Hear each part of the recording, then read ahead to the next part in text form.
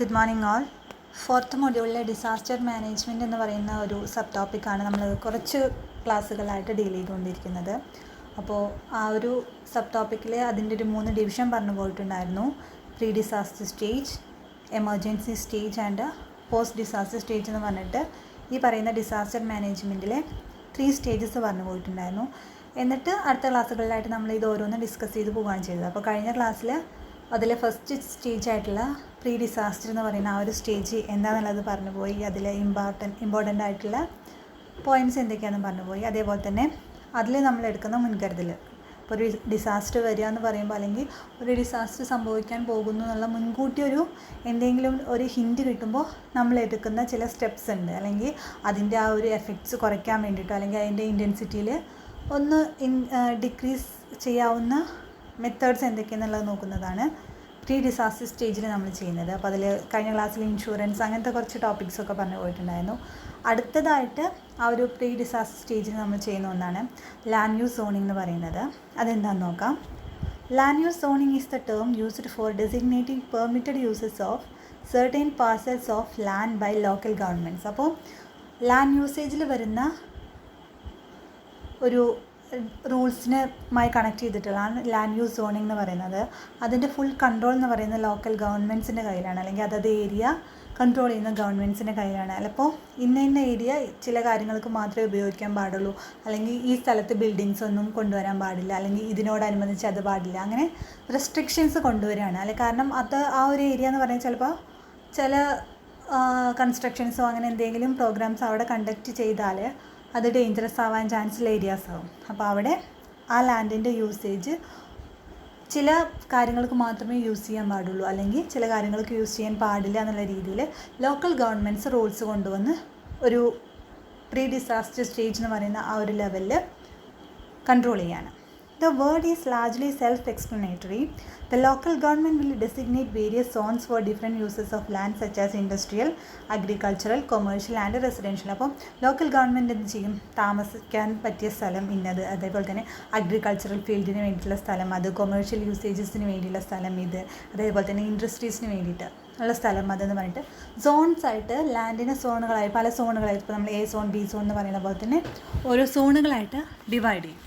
എന്നിട്ട് ആ ഒരു സോൺ ഇപ്പോൾ വീട് വയ്ക്കാൻ പറ്റിയ ഏരിയാസ് ഏതൊക്കെയാണെന്നുള്ളതും, അതേപോലെ തന്നെ ഒരു ഇൻഡസ്ട്രി തുടങ്ങുമ്പോൾ അതിന് നോക്കേണ്ട കാര്യങ്ങളുണ്ട്. അപ്പോൾ ആ ഏരിയാസ് ഏതൊക്കെയാണെന്നും, അതേപോലെ തന്നെ ഒരു അഗ്രികൾച്ചർ തുടങ്ങുമ്പോൾ ഏതൊക്കെ സ്ഥലത്ത് തുടങ്ങാൻ നോക്കി ഗവൺമെൻറ്റിന് തീരുമാനിക്കുകയാണ്. എന്നിട്ട് ആ പ്ലേസസ് അലോട്ട് ചെയ്യണം. അപ്പോൾ ലാൻഡിനെ സോൺസ് ആയിട്ട് ഡിവൈഡ് ചെയ്യുകയാണ്.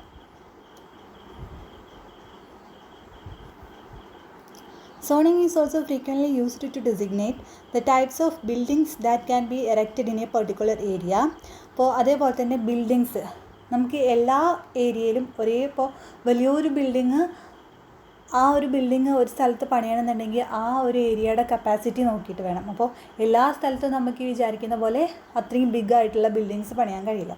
അപ്പോൾ സോണിംഗ് എന്ന് പറയുന്നത് ഈ ഒരു ഏരിയയിലും കൂടെ യൂസ് ചെയ്യുന്നുണ്ട്. എവിടെയും used to designate the types of buildings that can be erected in a particular area such as high density housing, high rises, maximum height restrictions. അപ്പോൾ ചില ഏരിയാസ് ആണെന്നുണ്ടെങ്കിൽ ഇത്ര ഹൈറ്റേ പാടുള്ളൂ എന്ന് പറയും, അല്ലെങ്കിൽ ഇത്ര ഹൈറ്റ് കൂടാൻ പാടില്ല എന്നുള്ളത് പറയും. അപ്പോൾ അതൊക്കെ ആ ഒരു മണ്ണിൻ്റെ അല്ലെങ്കിൽ ആ ഒരു ഏരിയയുടെ സ്പെഷ്യാലിറ്റീസ് അനുസരിച്ചിരിക്കും. അപ്പോൾ അതിനെയും സോണിംഗ് എന്നാണ് പറയുന്നത്.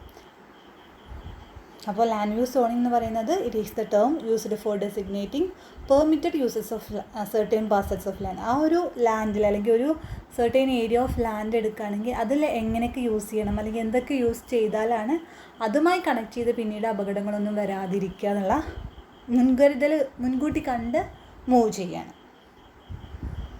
അടുത്ത വരുന്ന ഒന്നാണ് മോക്ക് ഡ്രിൽ എന്ന് പറയുന്നത്. മോക്ക് ഡ്രിൽ നമ്മൾ കേട്ടിട്ടുണ്ടാവും. അപ്പോൾ ഫയർഫോഴ്സിൻ്റെയൊക്കെ മോക്ക് ഡ്രിൽ ഉണ്ടാവും. എന്തെങ്കിലും ഒരു ആപത്ത് വരുമ്പോൾ അതിൽ എങ്ങനെ രക്ഷപ്പെടണം എന്നുള്ളത് ആ ഒരു സെയിം സിറ്റുവേഷൻ മുൻപേ അവതരിപ്പിച്ചിട്ട് ഒന്ന് ജനങ്ങൾക്ക് കാണിച്ചു കൊടുക്കുക, ഇങ്ങനെയൊക്കെ ചെയ്യണം എന്നുള്ളത് കാണിച്ചു കൊടുക്കുന്ന ഒരു പ്രസൻറ്റേഷൻ പോലെ.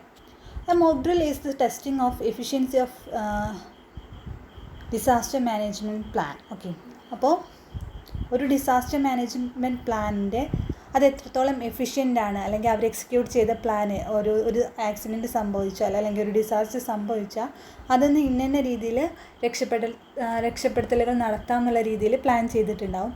അതെല്ലാം വർക്കിംഗ് അല്ലേ എന്നുള്ളത് ടെസ്റ്റ് ചെയ്യുന്നതിനുള്ള ഒരു മെത്തേഡാണ് മോക്ക് ഡ്രിൽ എന്ന് പറയുന്നത്. It is a participatory method to practice the safety-related measures and evacuation of a building during an emergency situation. അപ്പോൾ ഇറ്റ് ഈസ് എ പാർട്ടിസിപ്പേറ്ററി, അതായത് ഒരു ഡ്രാമ പോലെ അല്ലെങ്കിൽ ആക്ട് ചെയ്യുന്ന ഒരു മെത്തേഡാണ്, പ്രാക്ടീസ് പോലെയാണ്. അല്ലെങ്കിൽ ആ ഒരു സേഫ്റ്റി മെഷേഴ്സ് എല്ലാം ഓക്കെ അല്ലേ, വർക്കിംഗ് അല്ലേ എന്നുള്ളത് പ്രോപ്പറായിട്ട് ചെക്ക് ചെയ്യുന്നതിനുള്ള ഒരു പ്രാക്ടീസ് മെത്തേഡാണ്.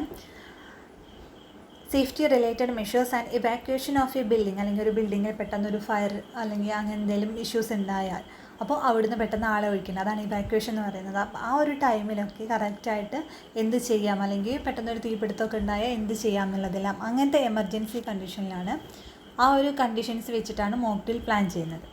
Four fire related evacuation mock drills, the fire alarm is activated and the building is evacuated as real fire had ഒക്കെയുണ്ട്. അപ്പോൾ ഫയർ റിലേറ്റഡ് എവാക്യുവേഷൻ്റെ അങ്ങനത്തെ മോക്ക് ഡ്രില്ലാണെന്നുണ്ടെങ്കിൽ ഒരു ഫയർ അലാറം ആക്റ്റീവ് ചെയ്യും, എന്നിട്ട് ബിൽഡിംഗ് ഈസ് എവാക്യുവേറ്റഡ് എന്നാണ് പറയുന്നത്. ആ ബിൽഡിങ് ഒഴിപ്പിക്കുകയാണ്. ശരിക്കും അവിടെ ഒരു ഫയർ വന്ന പോലെ അവരെങ്ങനെയൊക്കെ ആളുകളെ ഒഴിപ്പിക്കണം എന്നുള്ള രീതിയിൽ ഫുള്ളി പ്ലാൻ ചെയ്തിട്ട് ആക്ട് ചെയ്യുവാണ്. Generally, the time it takes to evacuate is measured to ensure that it occurs within a reasonable length of time. അപ്പോൾ കറക്റ്റായിട്ട് നോക്കുന്നത് ടൈം കിട്ടണം. ഇങ്ങനെ ഒരു ബിൽഡിങ്ങിൽ അങ്ങനെ എന്തെങ്കിലും ഒരു ആക്സിഡൻറ്റ് സംഭവിച്ചാൽ എത്ര ടൈമിൻ്റെ ഉള്ളിൽ അവർക്ക് രക്ഷാപ്രവർത്തനം അല്ലെങ്കിൽ ഇവാക്യുവേഷൻ ആ ഒരു ബിൽഡിംഗ് അല്ലെങ്കിൽ ആ ഒരു ഏരിയത്തെ ആളുകളെ ഒഴിപ്പിക്കാൻ എത്ര ടൈം വേണമെന്നുള്ളതും കൂടിയാണ് ഇതിലൂടെ മെഷർ ചെയ്യുന്നത്.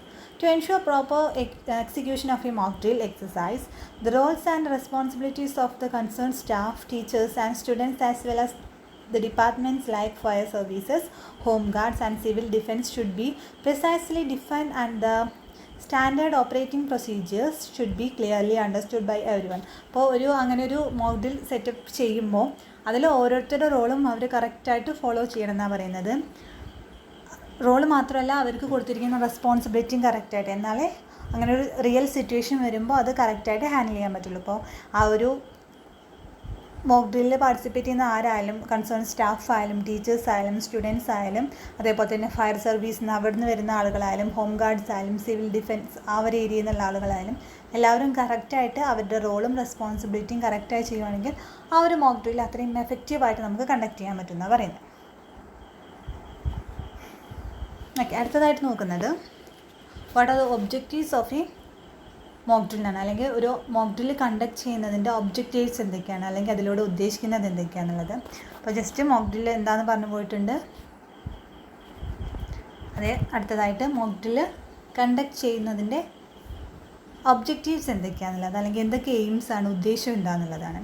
First one, educating and training staff, teachers and students to react for any unforeseen emergency situation, specifically like earthquake and fire, mainly because they have a quick onset and hardly have any warning signs. Okay, അപ്പോൾ ഒന്നാമത്തെ ഉദ്ദേശം എന്ന് പറഞ്ഞാൽ എഡ്യൂക്കേഷനാണ്. സ്റ്റാഫിനായാലും ടീച്ചേഴ്സിനായാലും സ്റ്റുഡൻസിനായാലും educate ചെയ്യുന്നത്. അതായത് മുന്നേ കാണാത്ത ഒരു സിറ്റുവേഷൻ പെട്ടെന്ന്, അതിപ്പോൾ എർത്ത് കേക്കിൻ്റെ രൂപത്തിലായാലോ അല്ലെങ്കിൽ ഫയറിൻ്റെ രൂപത്തിലായാലോ അങ്ങനെ ഒരു സിറ്റുവേഷൻ മുന്നിൽ വരുവാണെന്നുണ്ടെങ്കിൽ എന്ത് ചെയ്യണം, അല്ലെങ്കിൽ സമയോചിതമായൊരു ഇടപെടൽ എന്ന് പറയും നമ്മൾ. അല്ലെങ്കിൽ അപ്പോൾ പിന്നീട് ആലോചിക്കാൻ അങ്ങനെ ചെയ്തിരുന്നെങ്കിൽ നന്നായിരുന്നു, അല്ലെങ്കിൽ ഇത്രയും അപകടത്തിൻ്റെ ആ ഒരു തീവ്രത കുറയ്ക്കാമായിരുന്നു എന്ന് തോന്നാതെ ആ സെയിം സിറ്റുവേഷനിൽ അല്ലെങ്കിൽ അത്രയും ടൈമിലി ആയിട്ടുള്ള ഒരു റെസ്പോൺസ് മറ്റുള്ളവരിൽ നിന്ന് കിട്ടാൻ വേണ്ടിയിട്ടാണ്. ഇപ്പോൾ എർത്ത് ഒരു ഭൂമികുലുക്കം സംഭവിക്കുകയാണ്, അല്ലെങ്കിൽ ആ ഒരു കണ്ടീഷനിൽ എന്ത് ചെയ്യണം, ഫയർ തീപിടുത്തം ഉണ്ടാവുകയാണ്. അപ്പോൾ എന്ത് ചെയ്യണം എന്നൊക്കെ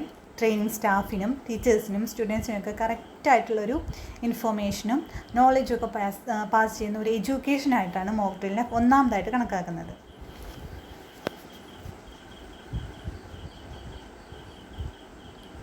അപ്പോൾ ഈ പറയുന്ന എർത്ത് കേക്ക് ആയാലും ഫയർ ആയാലും വാർണിംഗ് സൈൻസ് ഒന്നും ഉണ്ടാവില്ല, പെട്ടെന്ന് അങ്ങ് സംഭവിക്കുക ചെയ്യുക. അപ്പോൾ ടൈമിലി ആയിട്ടുള്ള റെസ്പോൺസ് ഉണ്ടായാലേ നമുക്ക് അതിൻ്റെ അപകടത്തിൻ്റെ തീവ്രത കുറയ്ക്കാൻ കഴിയുള്ളൂ. Mock exercises and evacuation to build up courage and confidence in staff, teachers and students. അപ്പോൾ ഇതേപോലെ മോക്ക് ഡ്രിൽസ് സെറ്റപ്പ് ചെയ്ത് കൊടുക്കുകയാണെങ്കിൽ അവർക്കൊരു പരിധി വരെ ഈ പറയുന്ന കറേജും കോൺഫിഡൻസ് ഒക്കെ ഗെയിൻ ചെയ്യാൻ സാധിക്കും. അപ്പോൾ ഒരു ധൈര്യം വരുവാണ് ഇന്ന സിറ്റുവേഷനിൽ, അല്ലെങ്കിൽ പേടിച്ച് മാറി നിൽക്കാതെ എന്തെങ്കിലുമൊക്കെ ചെയ്യാൻ കഴിയും, എനിക്കും കഴിയും എന്നുള്ളൊരു തോന്നൽ കൊണ്ടുവരാൻ കൂടിയാണ് ഈ പറയുന്ന മോക്ക് ഡ്രില്ല് കണ്ടക്ട് ചെയ്യുന്നത്. To teach life saving and rescue techniques to school staff, teachers and students and to enable them to be life savers at the time of emergencies. അപ്പോൾ അങ്ങനെ ഈ പറയുന്ന എർത്ത് ആയാലും ഫയർ ആയാലും അങ്ങനെ പറയുന്ന ഏതൊരു അത്യാവശ്യ ഘട്ടത്തിലും ഒരു ലൈഫ് സേവേഴ്സായിട്ട് മറ്റുള്ളവരുടെ ജീവൻ അല്ലെങ്കിൽ സ്വന്തം ജീവൻ തന്നെ രക്ഷിക്കാവുന്ന ആ ഒരു കണ്ടീഷനിലേക്ക് അവരെ എത്തിക്കുക എന്നുള്ളതാണ് to teach life saving and rescue techniques. മൂന്നാമത്തെ പോയിൻ്റ് അതാണ്, ടു ടീച്ച് ലൈഫ് സേവിങ്, ജീവൻ രക്ഷിക്കാനും അതേപോലെ തന്നെ റെസ്ക്യൂ ടെക്നിക്സും സ്റ്റാഫിനെ ആയാലും ടീച്ചേഴ്സിനെ ആയാലും സ്റ്റുഡൻസിനെയൊക്കെ പഠിപ്പിച്ചു കൊടുക്കുക എന്നുള്ളതാണ് മോക്ക് ഡ്രിൽ കൊണ്ട് ഉദ്ദേശിക്കുന്ന അടുത്തൊരു കാര്യം എന്ന് പറയുന്നത്. Testing the efficacy of school disaster management plan and improving it further so that it become doable. അതേപോലെ തന്നെ സ്കൂളിൻ്റെയൊക്കെ ഡിസാസ്റ്റർ മാനേജ്മെൻറ്റ് പ്ലാൻ എത്രത്തോളം വർക്കിംഗ് ആണെന്നുള്ളത് ചെക്ക് ചെയ്യാൻ കൂടി വേണ്ടിയിട്ട്, അല്ലെങ്കിൽ എത്രത്തോളം എഫക്റ്റീവാണ്, ഒരു സിറ്റുവേഷൻ ഇൻ കേസ് വരുവാണെങ്കിൽ, ശരിക്കും ഒരു അപകടം സംഭവിക്കുകയാണെന്നുണ്ടെങ്കിൽ ഫേസ് ചെയ്യാൻ പറ്റുന്ന രീതിയിൽ എല്ലാവരെയും പ്രിപ്പയർ ചെയ്യുക എന്നുള്ളത്. അതേപോലെ തന്നെ സ്കൂളിൻ്റെ ഡിസാസ്റ്റർ മാനേജ്മെൻറ്റ് പ്ലാൻസ് വർക്കിംഗ് ആണെന്നുള്ളത് പ്രോപ്പറായിട്ട് എൻഷുർ ചെയ്യാൻ കൂടെ വേണ്ടിയിട്ടാണ് മോക്ക് ഡ്രിൽസ് സംഘടിപ്പിക്കുന്നത്.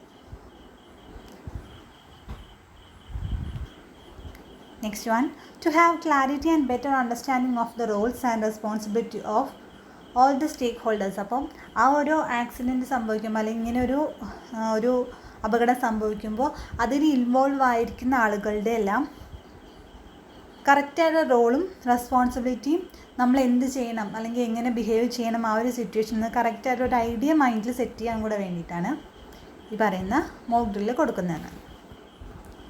അപ്പോൾ മോക്ക് ഡ്രിൽസിൻ്റെ ഒബ്ജക്റ്റീവ്സ് എന്തൊക്കെയാണെന്നുള്ളതാണ് പറഞ്ഞു പോയത്. ഒന്നാമത്തത് എഡ്യൂക്കേറ്റ് ചെയ്യാൻ വേണ്ടിയിട്ടാണ് സ്റ്റാഫിനെ ആയാലും ടീച്ചേഴ്സിനെ ആയാലും സ്റ്റുഡൻസിനെ ആയാലും എങ്ങനെ ഒരു സിറ്റുവേഷനിൽ ബിഹേവ് ചെയ്യണം എന്നുള്ളത്. കാരണം പെട്ടെന്നായിരിക്കും എർത്ത് ക്വേക്ക് ആയാലും ഫയർ ആയാലും പെട്ടെന്ന് വരുന്നതായിരിക്കും, നമ്മൾ മുൻകൂട്ടി കാണാനും ഫോഴ്സിങ് ചെയ്യാൻ അല്ലെങ്കിൽ മുൻകൂട്ടി കാണാൻ പറ്റുന്ന ഒന്നായിരിക്കൊള്ളുന്നില്ല. അപ്പോൾ ആ ഒരു സിറ്റുവേഷൻ കൺമുന്നിൽ വരുവാണെന്നുണ്ടെങ്കിൽ എന്ത് ചെയ്യണം എന്നുള്ളത് പെട്ടെന്ന് റിയാക്ട് ചെയ്യാൻ അവരെ ഒന്ന് പ്രിപ്പയർ ചെയ്യുക എന്നുള്ളതാണ് മോക്ക് ഡ്രില്ലിൻ്റെ ഒന്നാമത്തെ ഉദ്ദേശം. രണ്ടാമത്തേത് mock exercise and evacuation to build up courage and confidence. ഈ പറയുന്ന സ്റ്റാഫിലും ടീച്ചേഴ്സിലും അതേപോലെ തന്നെ സ്റ്റുഡൻസിലും കറേജ് ആൻഡ് കോൺഫിഡൻസ് ഉണ്ടാക്കുക എന്നുള്ളതാണ് മറ്റൊരു ഒബ്ജക്റ്റീവ് എന്ന് പറയുന്നത്. അടുത്തത് to teach life saving and rescue techniques. ഈ പറയുന്ന ലൈഫ് സേവിങ് അതേപോലെ തന്നെ റെസ്ക്യൂ ടെക്നിക്സും ടീച്ചേഴ്സിലും സ്റ്റുഡൻസിലൊക്കെ കൊണ്ടുവരാൻ കൂടിയാണ് ഈ പറയുന്ന മോക്ക് ഡ്രിൽസ് യൂസ് ചെയ്യുന്നത്.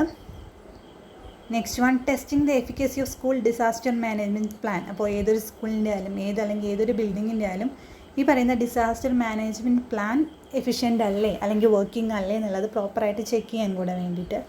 ലാസ്റ്റായിട്ട് അവനവൻ്റെ റോൾ എന്താണ് അല്ലെങ്കിൽ എനിക്ക് എന്ത് ചെയ്യാൻ പറ്റും എന്നുള്ളത് നമുക്ക് തന്നെ ഒരു ഐഡിയ തരാൻ വേണ്ടിയിട്ടാണ് മോക്ക് ഡ്രിൽസ് സംഘടിപ്പിക്കുന്നത്.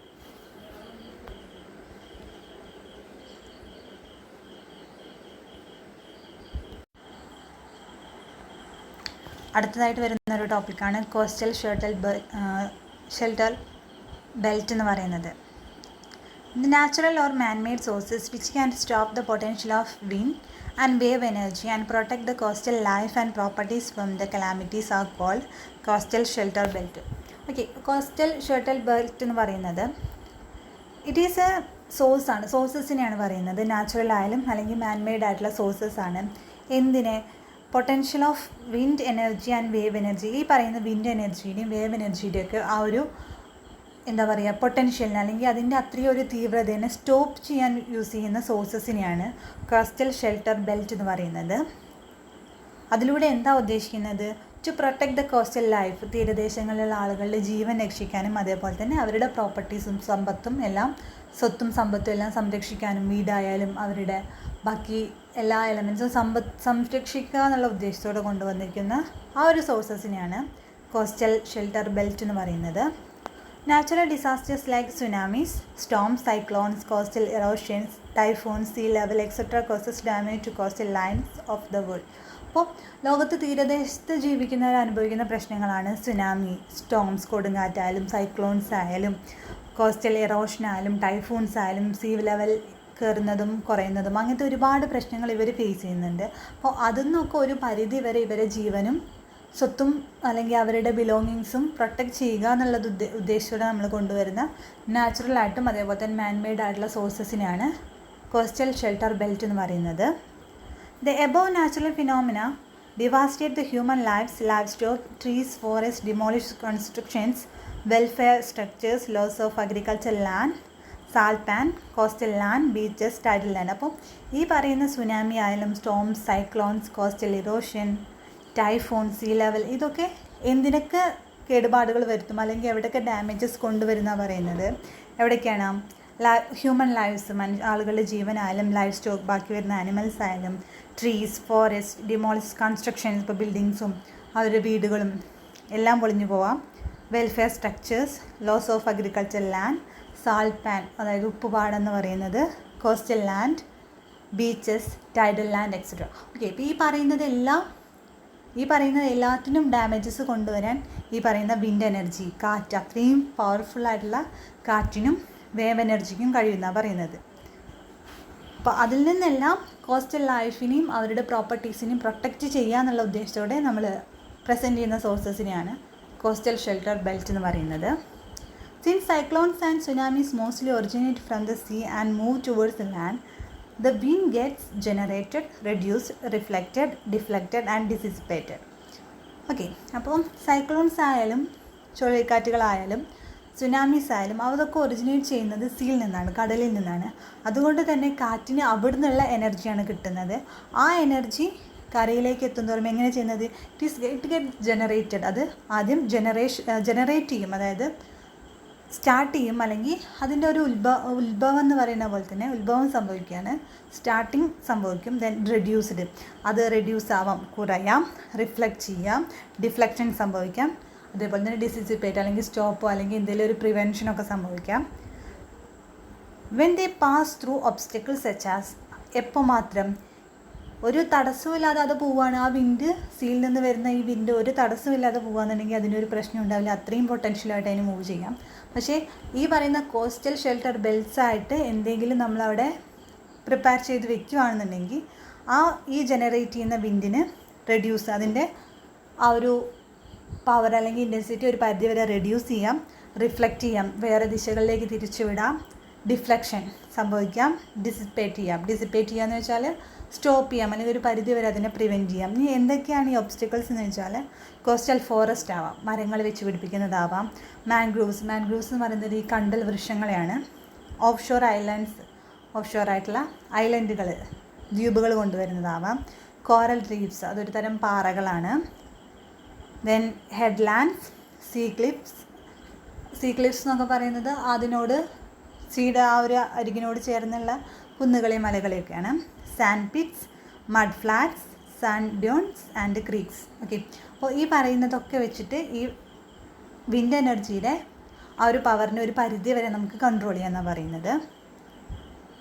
അപ്പോൾ സുനാമി ആയാലും സൈക്ലോൺസ് ആയാലും ഒറിജിനേറ്റ് ചെയ്യുന്നത് സീയിൽ നിന്നാണ്. അപ്പോൾ ഈ സീയിൽ നിന്ന് വരുന്ന വിൻഡിൻ്റെ ഒരു പരിധി വരെ കൺട്രോൾ ചെയ്യാൻ നമുക്ക് യൂസ് ചെയ്യാവുന്ന കോസ്റ്റൽ ഷെൽട്ടർ ബെൽറ്റ്സ് ആണ് coastal forest, mangroves, off shore islands, coral reefs, headlands, sea cliffs, sand pits, mud flats and sand dunes, then creeks also. Okay, അപ്പോൾ ഈ പറഞ്ഞ എല്ലാതും നാച്ചുറലായിട്ടുള്ള കോസ്റ്റൽ ഷെൽട്ടർ ബേർഡ്സ് ആണ്. അതായത് ഹ്യൂമൻ ബീങ്സിൻ്റെ ഒരു ഹാൻഡിലില്ല, നേച്ചർ തന്നെ കൊണ്ടുവരുന്ന പ്രൊട്ടക്ഷൻ മെഷേഴ്സാണ്. ഇനി ഇതല്ലാതെ ഹ്യൂമൻ ബീങ്സ് ആയിട്ട് കൊണ്ടുവരുന്നതുകൊണ്ട് other than the above natural features, manmade structures along the coastal lines such as off shore platforms, അപ്പോൾ ഓഫ് ഷോർ ആയിട്ടുള്ള ഷോറിനോട് തീരത്തോട് കണക്ട് ചെയ്ത് കൊണ്ടുവരുന്ന പ്ലാറ്റ്ഫോംസ് ആയാലും, അതേപോലെ തന്നെ സീ വാൾ കൺസ്ട്രക്ഷൻ, നമ്മൾ വാൾ കൺസ്ട്രക്ട് ചെയ്യുക, ഒരു പരിധി വരെ വിൻഡിൻ്റെ പവറിനെ സ്റ്റോപ്പ് ചെയ്യാൻ പറ്റുന്ന തരത്തിലുള്ള വാൾ കൺസ്ട്രക്ട് ചെയ്യാം. ഹാർബറുകൾ, തുറമുഖങ്ങൾ കൊണ്ടുവരിക. Plantations also help in energy dissipation. അപ്പോൾ ഈ പറയുന്നതെല്ലാം മാൻമെയ്ഡ് ആയിട്ടുള്ള സോഴ്സസ് ആണ്. എന്തിനു വേണ്ടിയിട്ട്? കോസ്റ്റൽ ഷെൽട്ടർ ബെൽറ്റ് എന്ന് പറയുന്ന ആ ഒരു സോഴ്സായിട്ട് നമ്മൾ കൺസ്ട്രക്ട് ചെയ്യുന്ന മാൻമെയ്ഡ് സോഴ്സസ് ആണ്. Offshore platform, sea wall construction, harbour and plantation എന്നൊക്കെ പറയുന്നത്. അപ്പോൾ ഇത്രയാണ് ലാൻഡ് യൂസ് സോണിങ് എന്താണെന്ന് പറഞ്ഞു.